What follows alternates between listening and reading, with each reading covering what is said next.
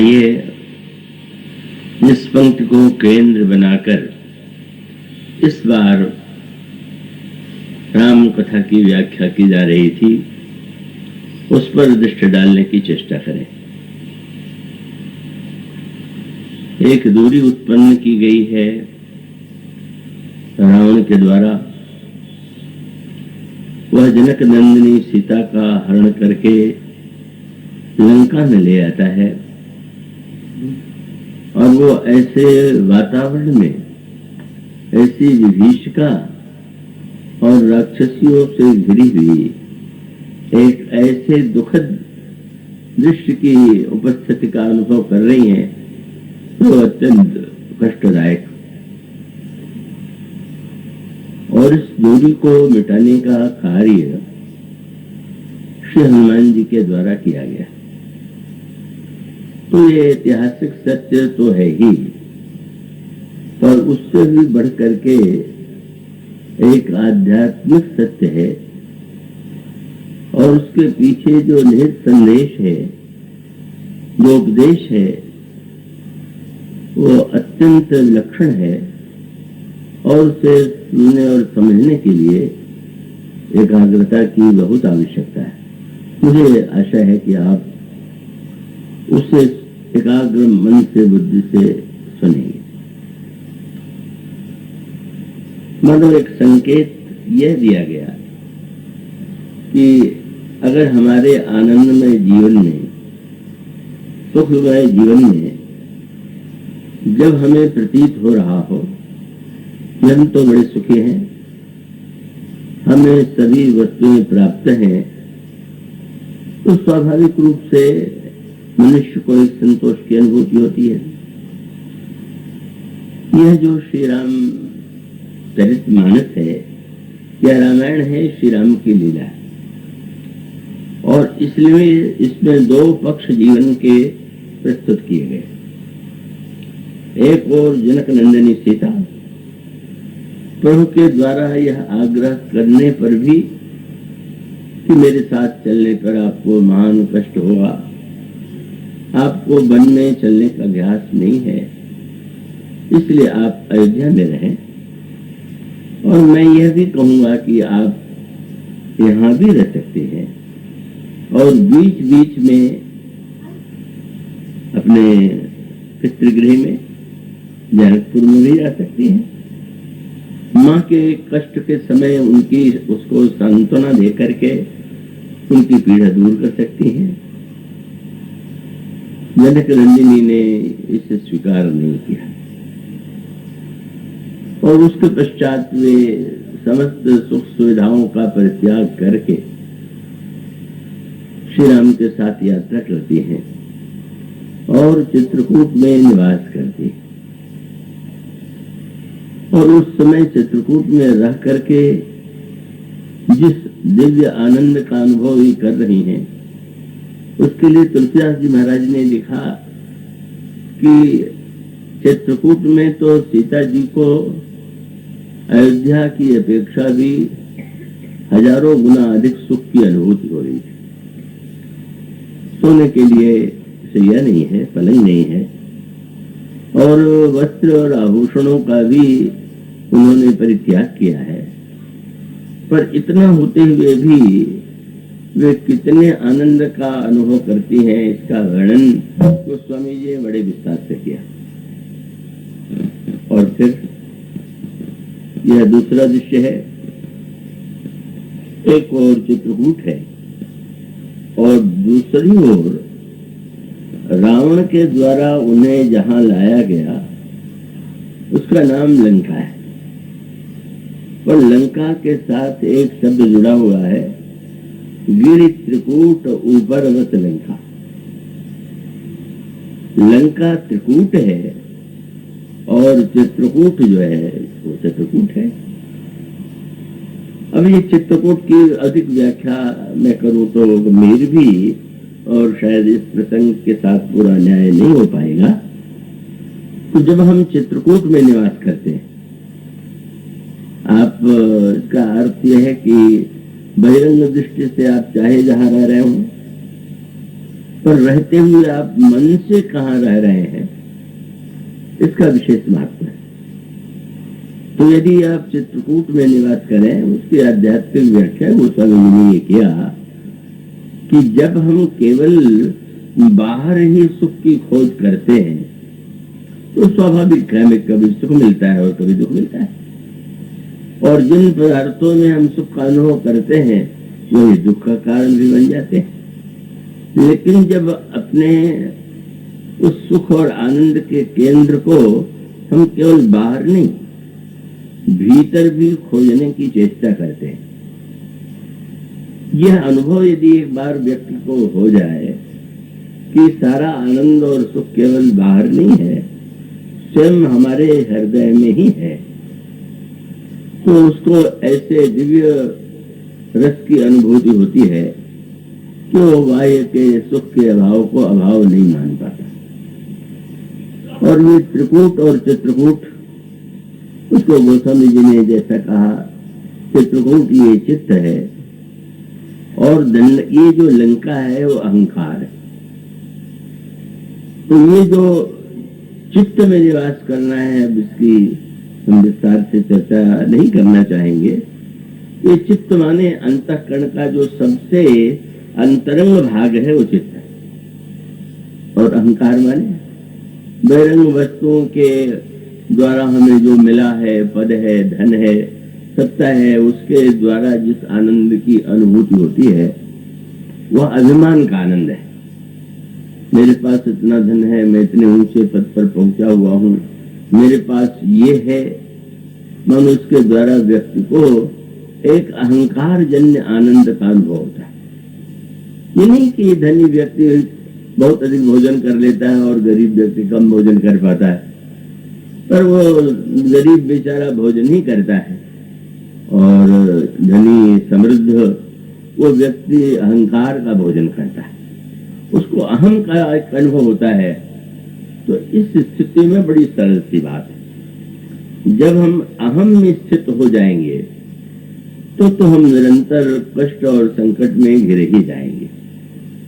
और इसीलिए संकेत किया गया कि जनक नंदिनी सीता ने जब स्वर्ण मृग को देखा और प्रभु से उसे लाने के लिए कहा, तो वस्तुतः भला सीता जी तो साक्षात महालक्ष्मी की अवतार हैं, जिन्होंने अयोध्या के वैभव की ओर दृष्टि नहीं डाली, जनकपुर का आकर्षण जिन्हें नहीं आकृष्ट कर पाया। एक सोने का मृग, मानो एक योजनाबद्ध यह लीला थी जो प्रभु ने हम सब लोगों के शिक्षा के लिए प्रस्तुत किया। मानो जो दिव्य स्वर्ण भीतर है आपके, और जिसको गोस्वामी जी कहते हैं वह स्वर्ण जो है प्रेम है। कनक ही बान चढ़े जिमे दाहे, तिम प्रियतम पद प्रेम निभाए। और एक बहिरंग और वह है स्वर्ण। स्वर्ण प्रलोभन का प्रतीक है, और फिर उस प्रलोभन को की पूर्ति के लिए जब वो श्री राम से अनुरोध करती हैं, तो भगवान श्री राघवेंद्र उस मृग के पीछे भागते हुए दिखाई देते जानबूझ करके। और उसका परिणाम यह होता है कि रावण सफल हो जाता है उनका हरण करने में, और वहां से हरण करके वो कहाँ ले जाता है, लंका में। जिस लंका के लिए बताया गया कि वो 400 कोस सोने की नगरी है।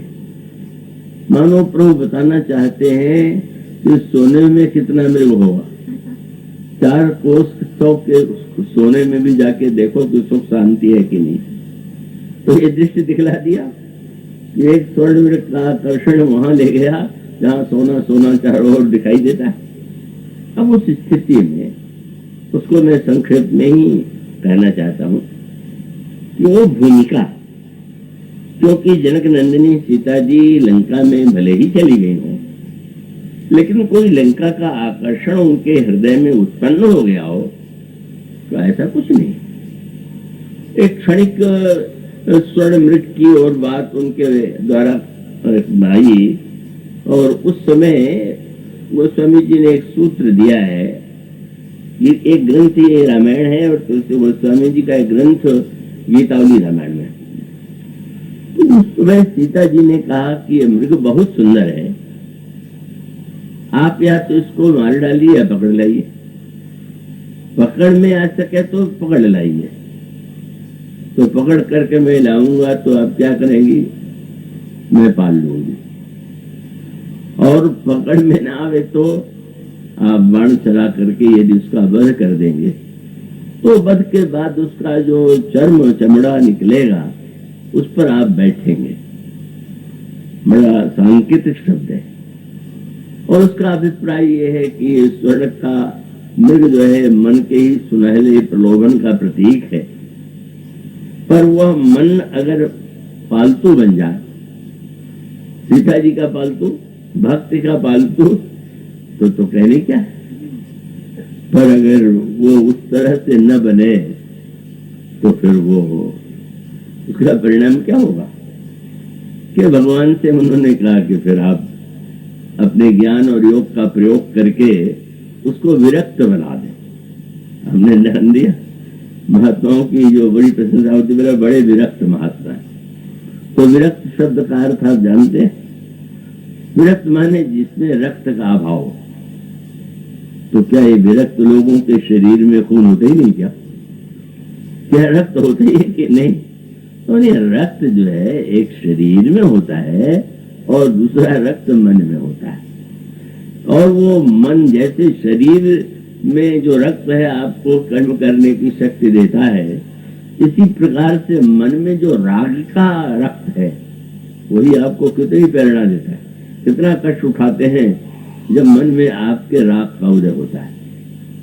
मारने का अर्थ आप उतना ही न ले लीजिए कि आप मार डालिएगा। इसका अभिप्राय राग युक्त रहे तो पालतू बन जाए, और नहीं तो फिर विरागी बना दीजिए, रक्त रहित बना दीजिए। तो इसका अभिप्राय ज्ञान जो है वैराग्य देता है और भक्ति के द्वारा अनुराग की प्राप्ति होती है। उन्होंने कहा चाहे इसे अनुराग मिल जाए चाहे विराग मिल जाए, वो एक आंतरिक भाषा का प्रयोग था। लेकिन प्रभु ने हनुमान जी को लंका भेज दिया क्योंकि उस मृग ने तो इतनी समस्या उत्पन्न कर दिया। तो प्रभु का उद्देश्य क्या था? आपको मृग चाहिए था पालने के लिए, तो वो तो नकली मृग था, पर जो पालने योग्य मृग है वो भेज रहा हूं। हनुमान जी कौन है? ये भी मृग है, पृथ्वी पर चलने वाले मृग नहीं है, शाखा मृग के बड़ी मनसाई। आप यही तो कह रहे थे कि अगर पकड़ में आ जाए तो मैं पाल लूं, तो वहां कष्टदायी था, पर ये मृग जो है सचमुच पालने योग्य। हनुमान जी ऐसे विलक्षण जिनको प्रभु ने भेजा, और आपने देखा असली और नकली सोने की परीक्षा हो गई। तो हनुमान जी के लिए आपने सुना होगा उनका श्री विग्रह, उनका शरीर सोने जैसा है। अतुलित बलधाम हेम शैलावधेयम। तो एक वो मृग है सोने का और हनुमान जी सोने के, लंका का सोना और श्री राम जिस सोने को भेज रहे, परीक्षा हो गई। कभी बाहर से सोना होने पर भी पुरानी ऐसी पद्धति थी जब लोग बेचारे इतने धन को एकत्र नहीं कर सकते थे, तो अब वो सोने को पूरी तरह से नहीं तो उसमें लाख भर करके ऊपर से पत्थर चढ़ा करके गहना बना देते थे। तो इसलिए सोने की परीक्षा के लिए 4 विधियां बताई गई। क्या? कोई निघक्षण छेदन साप ताड़ने, या तो घिस करके आप शराब के दुकान में जाएं तो आपके सोने को लेकर के देखा है कि सोने का रंग है, उन्हें दिखाई तो देता है कि असली है कि नकली। और उसके लिए क्या करता है वो? उसके पास एक काला पत्थर होता है और उसी पर घिस करके देखता है। किसी ने पूछ दिया कि भगवान राम का रंग श्याम क्यों है, काला क्यों है, और लक्ष्मण जी जो है उनका वर्ण जो है सुनहला क्यों है?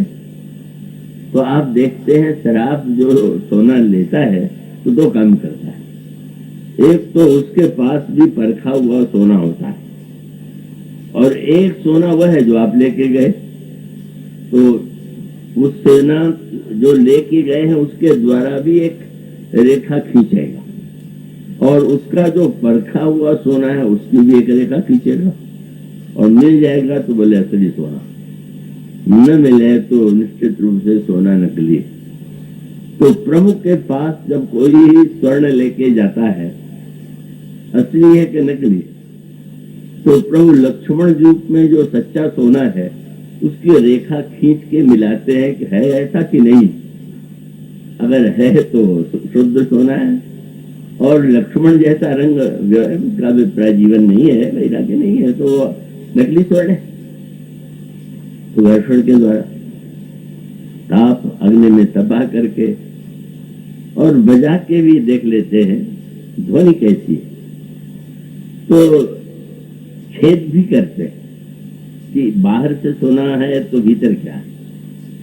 तो दोनों के सोने की जो परीक्षा हुई, रावण के सोने की मृग की परीक्षा भगवान ने छेद करके देखा, है बाहर से तो सोने का दिखाई दे रहा है, भीतर क्या है, और बाण लगते ही वो तो निकल गया कि तो नकली था, वट मृग था। तो मानो लंका का सोना तो एक ही छेद में बाण के द्वारा उसकी वास्तविकता प्रकट हो गई। पर हनुमान जी के रूप में जो सोना उन्होंने भेजा उसकी परीक्षा तो सब तरह से हुई, निदर्शनक छेदन ताप ताड़ नहीं। और सचमुच ये अद्भुत स्वर्ण जो है हनुमान जी, जिन हनुमान जी की हम इतनी पूजा करते हैं, इतनी आराधना करते हैं, वे केवल स्वर्ण के समान दिखाई नहीं देते, बल्कि भीतर से भी स्वर्ण में उनका जीवन है। तो वो श्री हनुमान जी जो है, अब वो लंका में आग लग गई और सब जल जाने के बाद भी हनुमान जी नहीं जले, तो इसका अर्थ है कि सोने में जाके अग्नि में जाके सब जल जाता है, पर सोना जो है उसकी चमक और बढ़ जाती है। तो इसलिए मानो एक संकेत है, और इस मृग को, उसको मन कह लीजिए, चंचल है, भागता है, और हम उसमें सुख और आकर्षण की कल्पना करते हैं। तो भगवान यह बताना चाहते थे कि वो तो मन के पीछे भागना और उसमें सुख की कल्पना करना, वो तो बड़ा कष्टकारी सिद्ध होता है। पर हनुमान जी को जब भेजते हैं तो अब वो जो दूरी उत्पन्न हो गई है मिथ्या मृग के द्वारा, उसका निवारण करने वाले दिव्य स्वर्ण, उनके लिए क्या शब्द कहें। हनुमान जी के लिए तो गोस्वामी जी कहते हैं, कोई ऐसा गुण ही नहीं है जो हनुमान जी में न हो, सकल गुण निधान। तो वो जो श्री हनुमान जी की भूमिका है, इस स्वर्ण मृग ने दूरी उत्पन्न किया और इस मृग ने मिलाया। जो स्वर्ण मृग था वो दूर बनाता है, और हनुमान जी के रूप में जो मृग है वो मिलाता है। मिलाने की वो विस्तृत व्याख्या मैं नहीं करूंगा, तो सुंदर कांड इतना बड़ा है कि वो तो कई वर्ष में कहूं तो शायद उसे पूरा करूं। तो केवल हनुमान जी समस्त विघ्न बाधाओं को पार करके जनक नंदिनी के पास जाते हैं, और वहां जो एक दूरी उत्पन्न होती सी दिखाई देती है। शब्दों को आप ध्यान से समझेंगे। हनुमान जी ने जब राम कथा सुनाई और प्रभु श्री राम ने जो मुद्रिका दी है, उस मुद्रिका को एक सांकेतिक अर्थों में ऊपर से डाला और जनक नंदिनी ने उसे पा लिया। उसके बाद हनुमान जी ने राम कथा सुनाई। अब मुद्रिका में राम नाम है और हनुमान जी ने राम कथा सुनाई। मानो इसका अभिप्राय यह है कि दुख के समय, अशांति के समय, पीड़ा के समय या तो आप राम नाम या राम कथा का आश्रय लीजिए, यही माध्यम है। और ऐसे विलक्षण पद्धति से उन्होंने सुनाया कि रामचंद्र गुण वर्णय लागा, सुनते ही सीता कर मन भागा, सीता दुख सीता कर दुख भागा, लागी सुनई श्रवण मन लाई, आदियों से सब कथा सुनाई। हनुमान जी सुनाने लगे और जनक नंदिनी एकदम सदाकार होकर के मन लगा। और इस सबके लिए संदेश कि कथा में बैठ करके भी आपका दुख न भागे तो समझ लीजिए मन लगा के आपने नहीं सुना होगा। बैठे होंगे शरीर से, मन से कहीं अन्यत्र होंगे। और उसके पश्चात उन्होंने ये कहा कि जितने जितने इतनी सुंदर कथा सुनाई वो तो दिखाई नहीं दे रहा है। मैं उसे धन्यवाद देना चाहती हूँ। वो सामने तो हमें हनुमान जी कथा सुना रहे थे पत्ते की आड़। ये रामायण की भाषा एक प्रतीकात्मक भाषा है।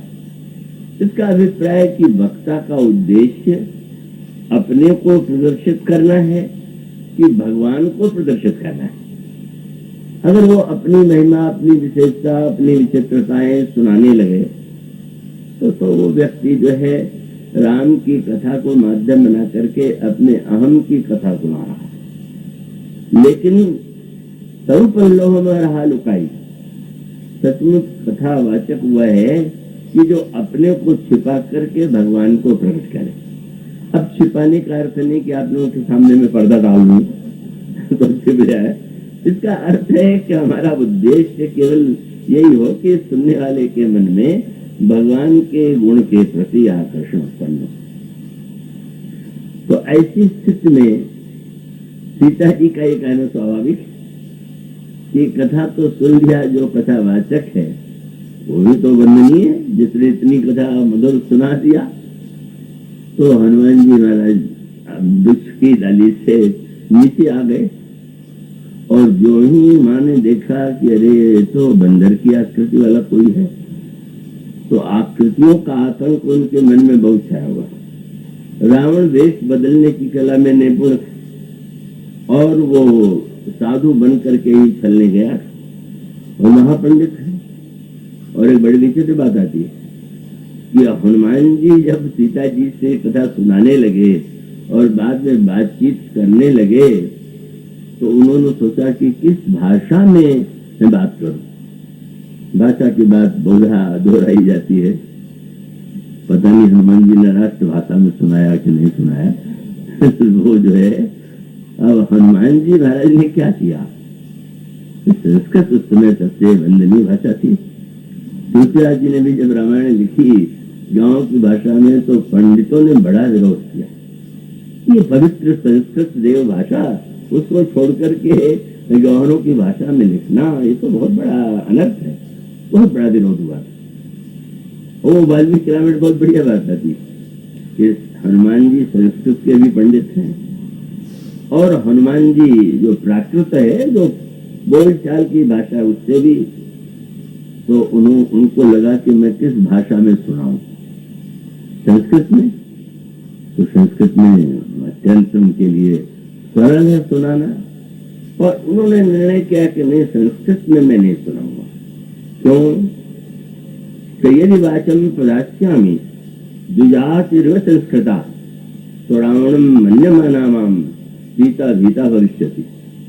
अगर मैं संस्कृत में सुनाऊंगी तो सीता जी को लगेगा कि रावण संस्कृत का महापंडित है, कहीं वही तो नकली वेश में सुना रहा है।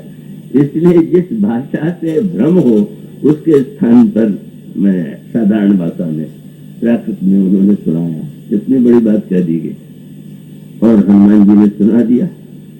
वो कथा वह कही गई जो हमारे हृदय में भ्रम न उत्पन्न करके हमारे हृदय में प्रेम का संचार करे। और कथा सुनने के बाद जैसे धन्यवाद दिया जाता है, यहाँ तो पहले दिन से धन्यवाद दे दिया जाता है। हमारे किशोर जी पहले दिन भाषण में धन्यवाद देते हैं, पहले ही बोलने के पहले। वहां तो सुनने के बाद और फिर किशोर जी ने कहा कि जिसने इतनी मधुर कथा सुनाई मैं उसको भी तो देखना चाहती हूँ। अब हनुमान जी भी वेश बदलने की कला में बड़े निपुण है। रावण ही वेश नहीं बदलना जानता, हनुमान जी भी जानते हैं। हनुमान जी के द्वारा वेश बदलने का बार बार वर्णन आता है। तो हनुमान जी यदि चाहते, जब प्रभु श्री राम की परीक्षा लेने के लिए गए थे तो ब्राह्मण बन के गए थे। और सुखदेव ने यही कहा था कि वो पहचान न लें और ये पता नहीं कि कहीं वो बाली के भेजे हुए तो राजकुमार नहीं है, तो धरी बट रूप देखते जाए, ब्राह्मण का रूप बना करके जाइए। हनुमान जी ने लंका में तो इतनी बार परिवर्तन किया, छोटे बने, बड़े बने, भारी बने, हल्के बने, चाहते तो वे, जैसे आप देखेंगे कि जब वो भरत जी को संदेश सुनाते हैं उस समय भी हनुमान जी ने ब्राह्मण के रूप में नहीं गए, बंदर के रूप में नहीं गए। भरत जी व्याकुल हो रहे हैं, प्रभु आ रहे हैं कि नहीं रहे, और तब क्या शब्द आता है, विप्र रूप धरि राम विरह सागर मह भरत मगन मन हो। और विप्र रूप धरि पवन सुत, ब्राह्मण के वेश में आए। प्रभु से भी मिले थे तो ब्राह्मण के वेश में मिले, और भरत जी को संदेश सुनाने गए तो अभी ब्राह्मण के वेश में। पर दोनों का उद्देश्य जो बड़ा दिव्य था, कल्याणकारी था।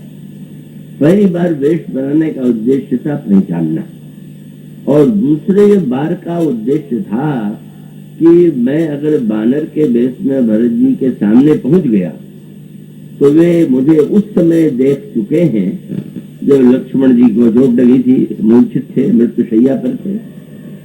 मुझे देखते ही कहीं भरत जी को ये न लग जाए, अरे लगता है लक्ष्मण के प्राण नहीं बचे, प्रभु ने कहीं प्राण का त्याग तो नहीं कर दिया, अकेले क्यों। इसलिए बहुत सावधान कि नहीं, पहले वे ब्राह्मण के वेश के रूप में, ब्राह्मण के रूप में जाते हैं। क्या सावधानी।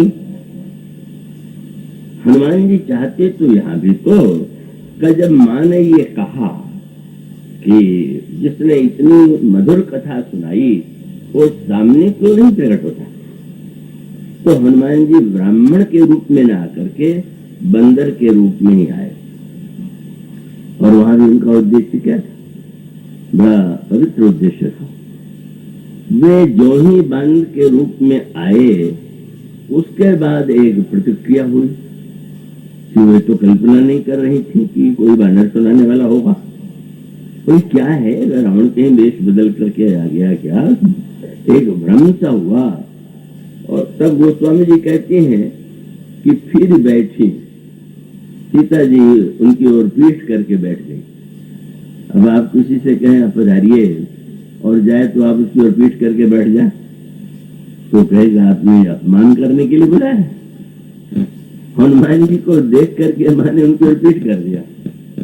हनुमान जी को रुष्ट होना चाहिए, मैं तो आना नहीं चाहता था, आपने कहा सुनाने वाला सामने आवे और मैं आ गया तो आप पीठ करके बैठ गए। पर हनुमान जी से किसी बंदर ने बाद में पूछा कि आपको देख के जनक नंदिनी ने पीठ कर दिया तो आपको कैसा लगा, तो बहुत अच्छा लगा। मैं समझ गया कि जनक नंदिनी तो निर्मल मति देने वाली है, और इस क्रिया के द्वारा भी यह सिद्ध हो गया कि वस्तुतः सुंदर तो राम कथा है, कथावाचक तो बंदर ही है। देखने योग्य राम है, राम की कथा है, सुनाने वाले का क्या महत्व है। मानो मेरा नहीं, जनक नंदिनी के सामने। और फिर सीता जी ने कह दिया कि मनुष्य और बंदर में संग कैसे हो सकता है, ये राम कथा की विशेषता है। ये पशु और व्यक्ति में मित्रता कराने वाली, विवाद मिटाने वाली। मैंने पूछ दिया दोनों में कैसे, फिर हनुमान जी ने सुनाया। अब उसके बाद हनुमान जी की भूमिका की विलक्षणता पर देखें। हनुमान जी प्रभु का संदेश लेकर के आए और प्रभु ने कहा कि तुम जनक नंदिनी को मेरे बल और विरह का वर्णन सुना करके आश्वासन देना। तो हनुमान जी ने बल का वर्णन केवल सुनाया नहीं बल्कि प्रत्यक्ष दिखा दिया। तो सुनने में संदेश बताया है कि अब बात कही जा रही है सच है कि नहीं, तो उन्होंने अपना भगवान का ही बल ये है ये दिखाया। पर यहाँ पर तो हनुमान जी जब आए तो माँ ने देखा कि हनुमान जी ने पर जनक ये हनुमान जी ने जो कथा सुनाई वो बाल कांड से लेकर के आरण्य कांड तक तो सुनाया, किष्किंधा कांड नहीं सुनाया। तो न सुनाने के पीछे भी तात्पर्य क्या था कि किष्किंधा कांड में तो हनुमान जी की महिमा पूरी है, तो जहां तक राम की महिमा है वहां तक तो सुनाया। मैं सुनाऊं मैंने कैसे पहचाना, कैसे उठाया, कैसे मिलाया, ये सब बात नहीं सुनाना चाहिए। माने बात देखिए। अब उसके बाद जो प्रश्नोत्तर हुआ, हनुमान जी के प्रश्नोत्तर में एक बड़ी विशेष बात, कई लोगों का स्वभाव होता है कि वो जिसके सामने जाएंगे उसी की प्रशंसा करेंगे, उसी का पक्ष लेंगे, और दूसरे के पास गए तो उसकी प्रशंसा करने लगे, उसका पक्ष लेने लगे। वो कहावत है हिंदी में कि भाई गंगा गए तो गंगा दास, सरजू गए तो सरजू दास, यमुना गए तो यमुना दास, जहां गए वहां वैसा ग्रुप बना लिया। पर आप देखेंगे हनुमान जी की विलक्षणता क्या है कि उन्होंने जगनंदिनी के सामने तो श्री राम का पक्ष लिया, और जब लौट करके वे आए और प्रभु ने प्रश्न किया तो उन्होंने श्री सीता जी का पक्ष लिया। एक नई शैली, ये नहीं सीता जी जो कहे बिल्कुल ठीक, श्री राम जो कहे बिल्कुल ठीक। एक अनोखी कैसी रसमयी पद्धति है। जो बात हनुमान जी को जो कार्य सौंपा गया था वो केवल हनुमान जी कर सकते थे। अंगद बहुत बुद्धिमान है, बड़े तार्किक है, पर वे रावण से बात कर सकते, सीता जी से वार्तालाप नहीं कर सकते। उन दोनों के बीच में संदेश वाहक बनना वो अंगद के बस में नहीं, और इसलिए वहां तो अंगद ने पग पग पर पूछ दिया रावण ने कौन, तो कह दिया अंगद नाम बालिकर बेटा, मैं बालिका बेटा हूं। पूछ दिया कभी मेरे पिताजी से आपकी भेंट हुई थी क्या? यहां से बातचीत शुरू हुई, मानो व्यंग था। और फिर रावण ने अपनी झेप मिटाने के लिए कहा हाँ हाँ, रहा बाली बानर में जाना, एक बंदर बाली था मैं जानता हूं। बिल्कुल नहीं कहा कि लड़ाई हुई और बाली ने मुझे हराया और बाद में मैंने मित्रता किया, रहा बाली बानर में जाना। अब फिर रावण ने चोट पहुंचाते हुए कहा कि हाँ जानता तो हूं, पर आजकल वो कहाँ है, कैसे है?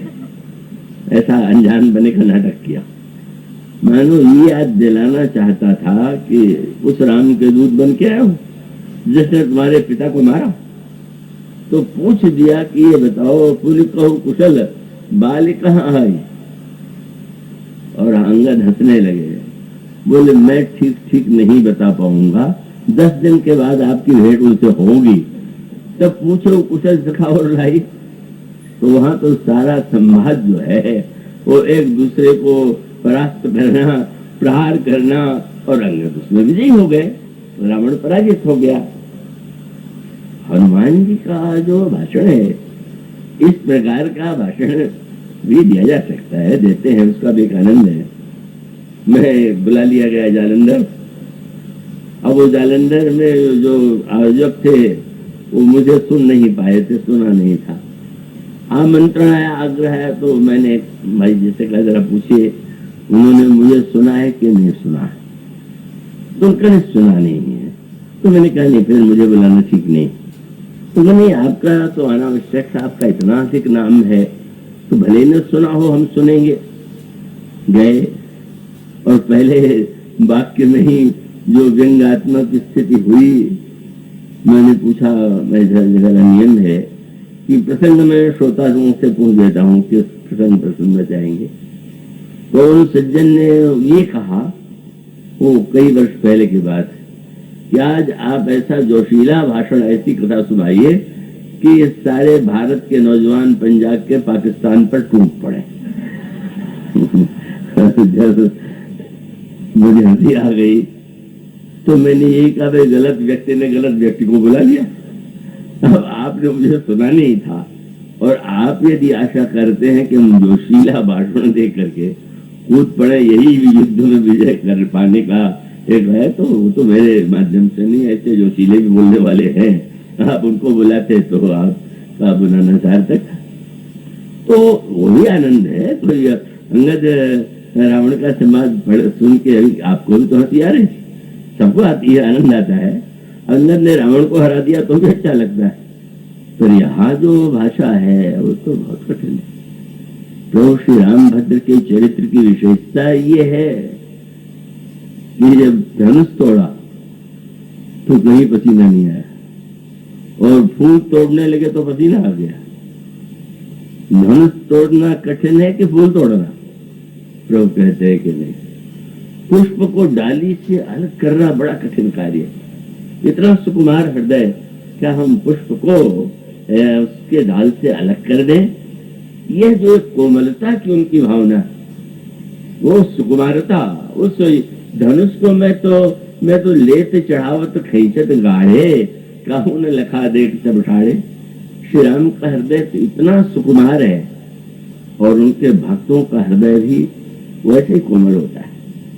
और उस कोमलता में जो संवाद हुआ कितना विलक्षण है, एक एक बात। और उसमें हनुमान जी की भूमिका देखेंगे। हम और आप भी उलाहना देते हैं। अगर उल्टी कोई स्थिति आ जाए, प्रतिकूलता आ जाए, चारों ओर हम कष्ट से घिर जाएं, तो उलाहना दिए बिना नहीं रहते। अरे भाई, भगवान तो बड़े कठोर हैं। तो वो माँ ने हनुमान जी को ये उलाहना दिया, और उसमें एक क्रम है कि उनके हृदय में पहले तो यही संशय था कि बस होता है ये राम से परिचित है कि नहीं। लेकिन जिस समय उन्होंने माँ से ये कहा कि माँ, मैं तो सत्य शपथ करुणा निधान की, तो माँ के हृदय में विश्वास हो गया कि नहीं, ये ऐसे हैं कि जिन पर विश्वास करना चाहिए। तो प्रभु पर विश्वास तो थोड़ा डिगा हुआ है, क्योंकि वो विपत्ति में है। पर अभी जो कथावाचक आया हुआ है, जो दूत आया हुआ है, वो विश्वस्त लग रहा है। तो माँ ने हनुमान जी से उलाहने किया, और उस उलाहने में भी प्यार है, प्रेम, जैसे स्नेह होता है। कई लोग तो बिना स्नेह के उलाहना देते रहते हैं, पर स्नेह में भी उन्होंने यही कहा कि तुम बड़े अच्छे वक्ता, भगवान का चरित्र तुमने सुनाया, लेकिन मुझे एक ही आश्चर्य है कि प्रभु का स्वभाव क्या बदल गया क्या? तुमने सुनाया, और मैं इतने वर्षों तक उनके साथ रही, तो क्या अब वो आजकल कठोर हो गए हैं क्या? और यह तो बताओ कि वो कुशल से हैं कि नहीं। अब हनुमान जी का उत्तर देखिए। जब उन्होंने ये कहा कि कुशल से हैं कि नहीं, तो क्या उत्तर दें? अगर कह दें कि कुशल से है, तो इसका अर्थ मेरे होने न होने का कोई अंतर नहीं। कुशल से है मैंने, मैं हूं चाहे नहीं, उनके लिए कोई अंतर नहीं। मां तू कुशल प्रभु अंग समेता, प्रभु लक्ष्मण जी के साथ कुशल पूर्वक है। पर अगला वाक्य बोले, स्वयं तो कुशल पूर्वक हैं, पर तब दुख दुखी सुकृपा निकेत। इतने महान सुख के समुद्र होते हुए आपके दुख से दुखी। और आपने जो ये कहा कि क्या भुला दिया, तो भुला देने पर मैं यही कहूंगा कि नहीं, आप उनसे बहुत प्रेम करती हैं। पर मैं कह सकता हूं कि वस्तुतः वे तो आपसे जितना प्रेम करते हैं, वह प्रेम आपके प्रेम से दूना है। ये हनुमान जी के अपने अनुभव की वाणी थी। हनुमान जी से जब प्रभु का मिलन हुआ, और हनुमान जी ने ये कहा कि प्रभु ने कहा अपना परिचय बताओ, तो हनुमान जी ने कहा मेरा परिचय क्या है, एक मंद में मोह बस कुटिल हृदय अज्ञान। मैं मंद हूं, मोह बस हूं, कुटिल हृदय हूं, अज्ञान हूं। तो प्रभु ने देखा कि अब चार तुमने अवगुण बता दिए, तुम में चारों में सबसे अधिक कष्ट किस बात का? तो हनुमान जी ने कहा चारों का नहीं, मंद होने का भी नहीं, मोह बस होने का भी नहीं, कुटिल और अज्ञानी होने का नहीं। चार होने पर दुखी नहीं, दुखी किस बात से हो? बोले आपने जो पूछ दिया कि तुम कौन हो, ये सुन के जितना दुख होगा किसी से दुख नहीं। क्यों? आपके पूछने का अर्थ है कि आपने मुझे भुला दिया। एक मन में मोह बस, कुटिल हृदय अज्ञान, और पुनि प्रभु मोहि विसारे हो, दीन बंधु भगवान। प्रभु ने देखा ब्राह्मण देवता, ये तो शिष्टाचार है। तुमने मुझसे पूछा कि मैं कौन हूं, मैंने बताया। अब मैं तुमसे भी पूछ रहा हूं तो शिष्टाचार है ना? बोले नहीं महाराज, अन्य लोगों के लिए शिष्टाचार होगा। अब दो व्यक्ति मिलेंगे तो एक दूसरे का परिचय प्राप्त करते हैं, और मैं तो परिचय के संकट से बड़ा न जाने कितनी बार संतुष्ट हो जाता हूँ। अब मान लीजिए आप लखनऊ के हैं, दिल्ली में प्रवचन चल रहा है। अब आप तो बड़े प्रेम से आते हैं, सुनते हैं, सामने बैठते हैं, पर कई श्रोताओं को ये लगता है कि मैं इतना विशेष हूं कि इन्हें मुझे पहचानना चाहिए। ऐसा तो पूछ देते हैं, आपने मुझे पहचाना? अब मैं क्या हूं? शक्ल देखी है और कैसे कह दें, पूरा याद तो मुझे स्मरण तो नहीं आता, तो मुझे घुमावदार कहाँ, आप मेरे को लगता तो है कि आपको पहचान रहा हूं, पर उससे भी वो संतुष्ट नहीं होते। अगर आप पहचान रहे तो मेरा नाम बताइए, मेरी कलई खुल जाती है, नाम याद नहीं आ रहा। हनुमान जी ने भी देखेंगे, हनुमान जी से बात करते समय प्रभु ने उनका नाम नहीं लिया, बार बार ब्राह्मण कहते रहे, नाम बस आपन चरित कहा मैं गाई, कहो विप्र कथा बुझाई। और प्रभु ने पूछ दिया कि आप कौन हैं, वो भी नहीं। तो हनुमान जी ने ये कहा कि मेरा पूछना, मेरा भूल जाना, इसमें कोई अन्याय नहीं, बिल्कुल ठीक, पर आपका पूछना बिल्कुल ठीक नहीं। क्यों भाई? तो मेरा क्यों नहीं? नाथ जीव तो माया मोह, मोहग्रस्त होने से जीव अगर आपको भूल जाए तो आश्चर्य नहीं, पर आप यदि भुला देंगे तो जीव का क्या होगा? नाथ जीव तो माया मोहा, सो निस्तर ही तुम्हारे ही छोहा। हे प्रभु, आप ही अपने स्नेह से उसको अपना सकते हैं।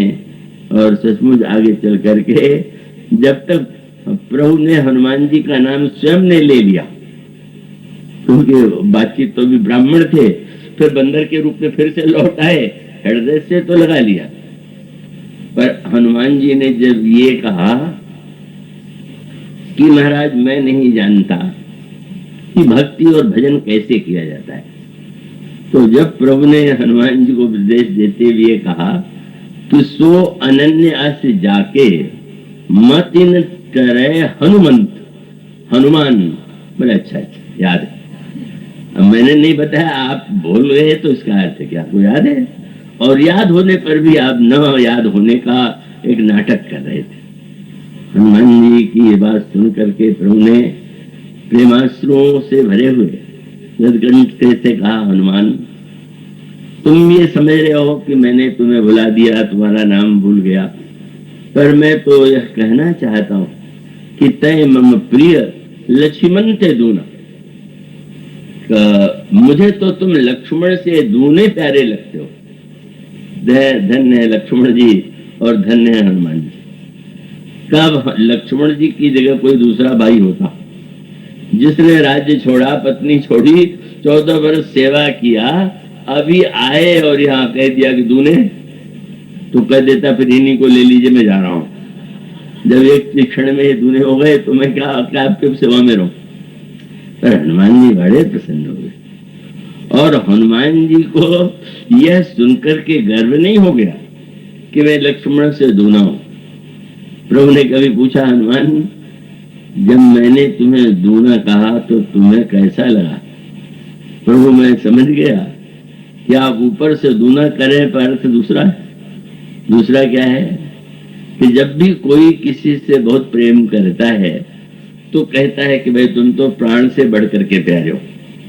तो आपने प्राण से बढ़ करके प्यारा न कह करके लक्ष्मण से बड़ा कह दिया, तो आपने बता दिया कि लक्ष्मण आपका प्राण है। ऐसी व्याख्या करने वाला नहीं महाराज, लक्ष्मण तो आपके प्राण है, हमारी उनके क्या तुलना है। और प्रभु ने जो शब्द कह दिया था, प्रभु ने कह दिया था सुन कपि जन जिय मानस ऊना, तुम ते प्रेम राम के दूना। वो पाठ हनुमान जी ने याद कर लिया था। और जब जनक नंदिनी ने कहा कोमल चित कृपालु रघुराई, कपि के हेतु धरी निठुराई, तो पाठ दोहरा दिया। जननी जन जिय मानस ऊना, तुम ते प्रेम राम कर दूना। मुझे भी लगा था और बाद में लगा कि ऐसा नहीं, आपको भी लग रहा है पर ऐसा नहीं। माँ को कितना सांत्वना, कितना संतोष, कैसा लगा होगा आप कल्पना कीजिए। और यह जब कह दिया कि वो तो आपकी स्मृति में इतने विह्वल हैं कि उनको अपने बल और विशेषताओं की याद नहीं रही, तो उस समय तो गोस्वामी जी ने कहा प्रभु संदेश सुनत वैदेही, मगन प्रेम तनु सुध नहीं थे। इतनी विह्वल हो गई कि विदेह नंदिनी विदेह के रूप में विदेह के भान ही नहीं रह गया। हनुमान जी ने जो कुछ माँ से कहा वो तो बहुत विलक्षण है। उसमें नाम की महिमा है, बाण की महिमा है, भगवान के स्वभाव का संकेत है। ये प्रत्येक जीव के लिए संदेश, हम उनके नाम की महिमा जाने, उनके सामर्थ्य को पहचाने। और इस तरह से उन्होंने ऐसी अद्भुत भाषा का प्रयोग किया कि माँ के हृदय में अत्यंत संतोष, आनंद, प्रेम उड़ पड़ा। लेकिन जब हनुमान जी लंका से लौट करके आए तो वहां तो प्रश्न एक उलाहने का था, पर यहाँ प्रश्न तो बड़ा कठोर सा लगा।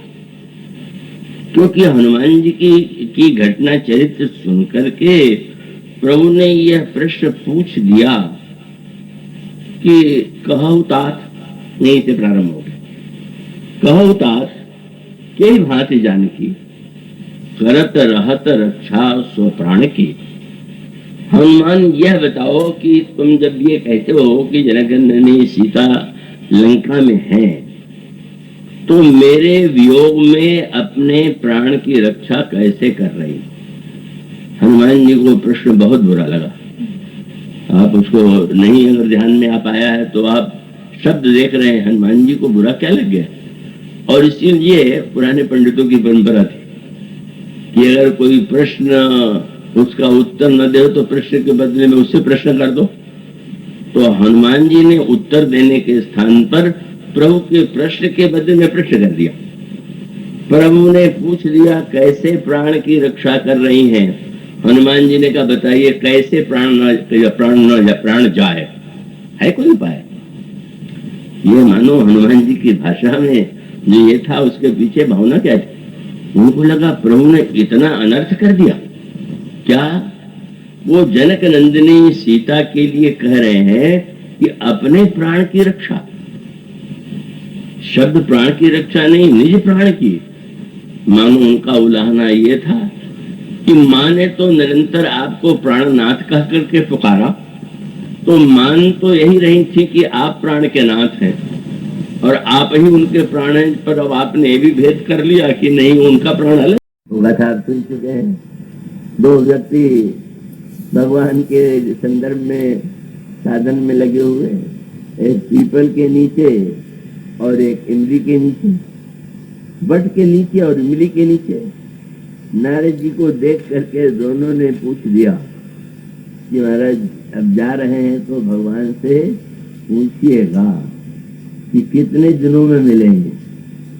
नारद जी ने पूछ दिया तो भगवान ने कहा कि बस बट के वृक्ष के नीचे जो साधना कर रहा है उससे कह देना कि बट में जितने पत्ते हैं उतने जन्म के बाद मिलेंगे।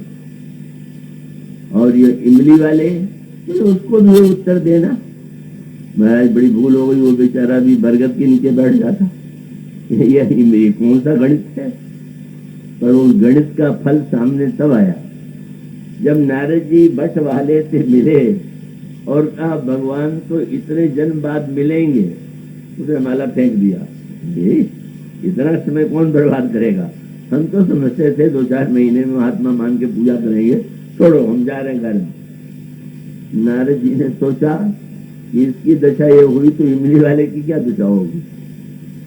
और इमली वाले से कहा संकोच तो लग रहा है पर भगवान ने यही कहा है इतना आनंद में हो, मुझे तो ये पता ही नहीं था कि भगवान कभी मिलेंगे कि नहीं, पर अभी तो पता चल गया कि इतने दिन बाद मिलेंगे।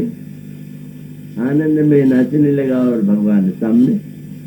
भगवान ने भक्त को हृदय से लगाया, लगा तो लिया, उसको प्रेम से भक्त का वरदान भी दे दिया, और नारद जी तो मुंह खुला के खड़े हो गए।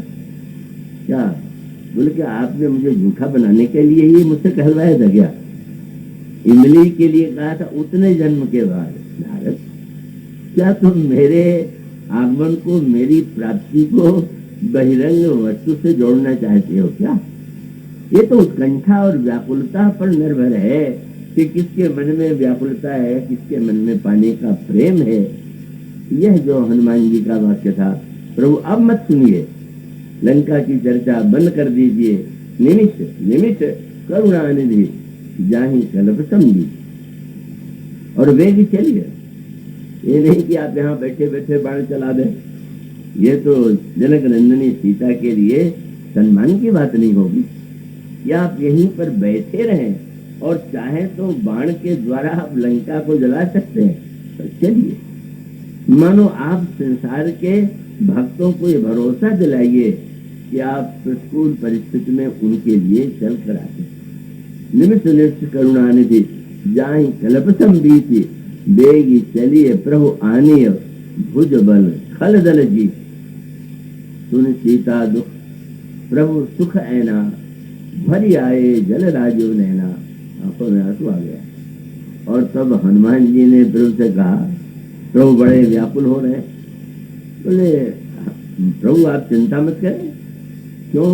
बोले रिपु ही जीत या नबी जानकी, हम लोग शत्रुओं को जीत करके जनक नंदिनी को ले आवेंगे।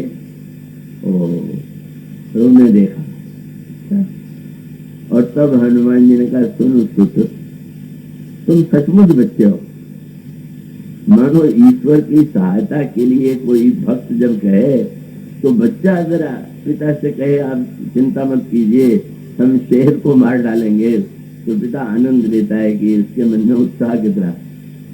और हनुमान जी ने जो ही ये कहा, तो हनुमान जी प्रभु ने तुरंत उनको पुत्र कह करके पुकारा, सुन पुत्र। और अगला, तो ही उर्ण में लाई, मैं तुम्हारे ऋण से कभी मुक्त नहीं हो। और एक स्थान पर तो प्रभु ने कहा कि मैं तुम्हारे ऋण से मुक्त नहीं हो सकता और होना भी नहीं चाहता। क्यों? बोले ऋण से मुक्त होने का उपाय तो तभी है कि जैसा संकट मेरे ऊपर आया है वैसे ही तुम्हारे ऊपर आवे और मैं सहायता करूं। तो मैं ये क्यों चाहूं कि तुम्हारे ऊपर संकट आवे? हम सदा ऋणी बने रहे और तुम सदा धनी बने रहो।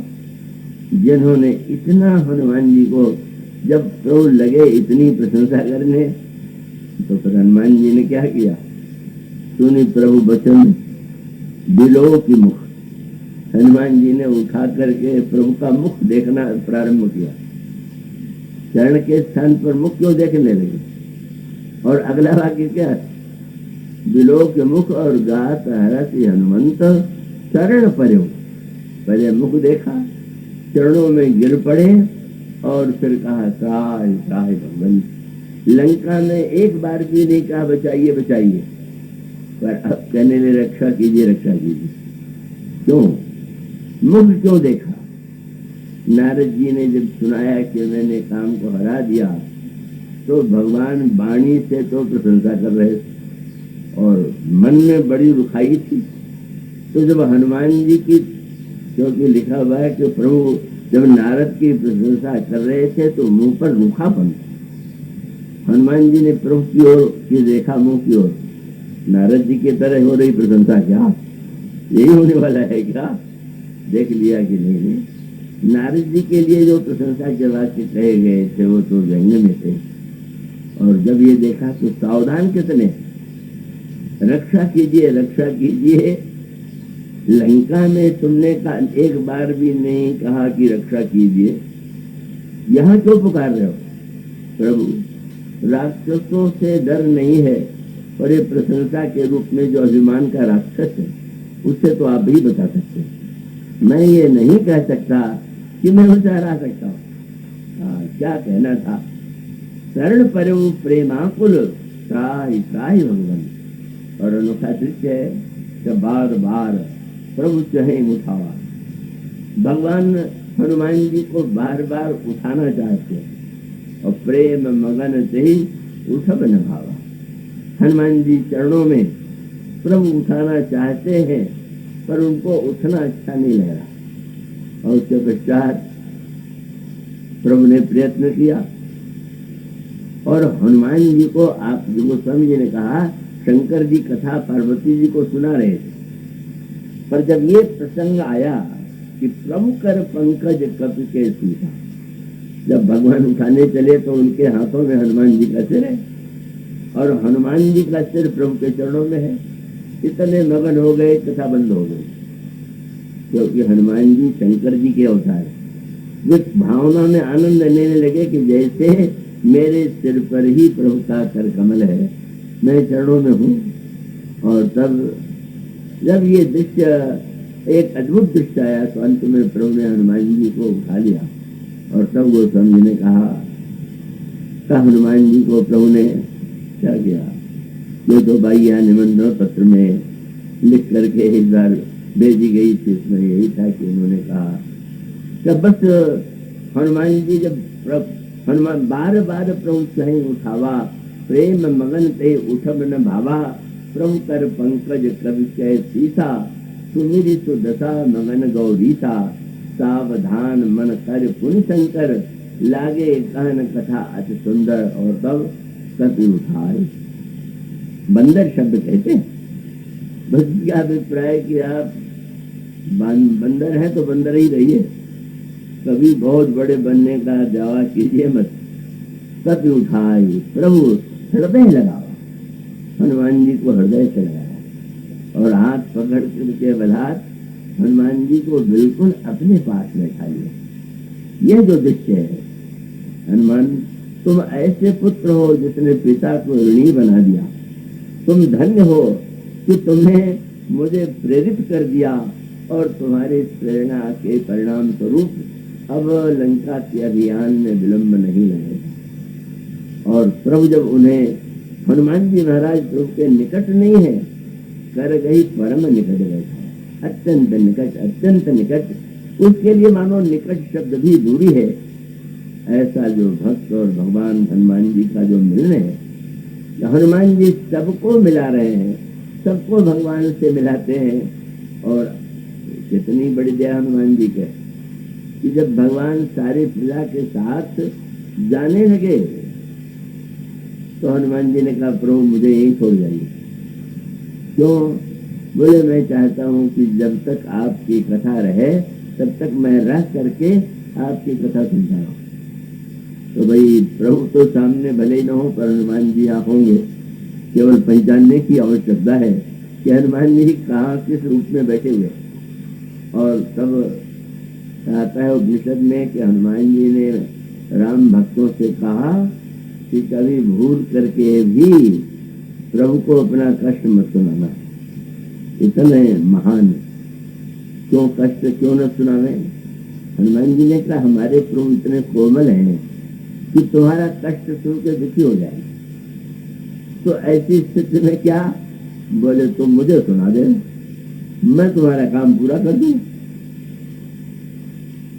जिन हनुमान जी ने इन शब्दों में हम सबको आश्वस्त किया, वो तो प्रभु उनके हृदय में, वे प्रभु के हृदय में। उन हनुमान जी की कथा तो अनंत है, का उसे तो विराम देना संभव नहीं है। पर मानवीय जीवन की बाध्यताएं हैं कि उस सीमा में रह करके की बात कही गई। मुझे तो ये लगता ही नहीं कि इस कथा को विराम दिया जाए, लेकिन मैं जानता हूँ कि आप लोग अवश्य थक गए होंगे और थकना स्वाभाविक भी है। तो मैं यही कहूँगा कि हनुमान जी महाराज अब भी हैं, विराजमान हैं, भक्तों को दर्शन देते हैं, भक्तों की कामना पूरी करते हैं, भक्तों को भगवान से मिलाते हैं। ऐसा कोई अद्भुत और विश्व में हनुमान जी के समान नहीं है। तो उन हनुमान जी के चरणों में हमारा शत शत कोट कोट नमन। वे तो हमारे अपने ही हैं और उनका स्मरण करके मैं तो भावविभोर हो जाता हूँ। निमंत्रण अगले वर्ष के लिए दिया गया, तो अब मैं एक सज्जन ने एक बार कह दिया इन्हीं लोगों में से कि आपने स्वीकृति नहीं दिया, तो अब मैं स्वीकृति दे ही के जाऊं तो ठीक रहेगा।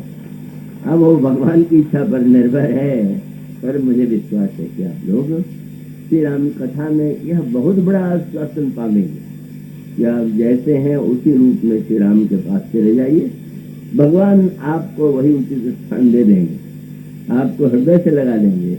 आप निषाद हैं तो कहेंगे नाव की जरूरत है, क्यों जाए। तो उन प्रभु की अनंतमयी कृपा, अनंत कृपा के प्रति हम लोग बार बार नमन करते हुए आज मैं इस कथा को विश्राम देता हूँ। या सुनाम हो भेषज हरण घोर त्रैशूल, तो कृपालु मुहि तो पर रहु सदा अनुकूल। सियावर राम भगवान की जय, गोस्वामी तुलसीदास महाराज की जय, दुर्गा मैया की जय, जगम्बा मैया की जय, गंगा मैया की जय, यमुना मैया की जय, त्रिवेणी मैया की जय, खारजू मैया की जय, गोमा मैया की जय, बड़पुर महाराज जी की जय, बड़पुर महाराज जी की जय। सनातन धर्म की अधर्म का प्राणियों में विश्व का हर हर महादेव की, भगवान स्वामी की, महावीर स्वामी की, बड़पुर महाराज जी की, सबको जय जय श्री राम।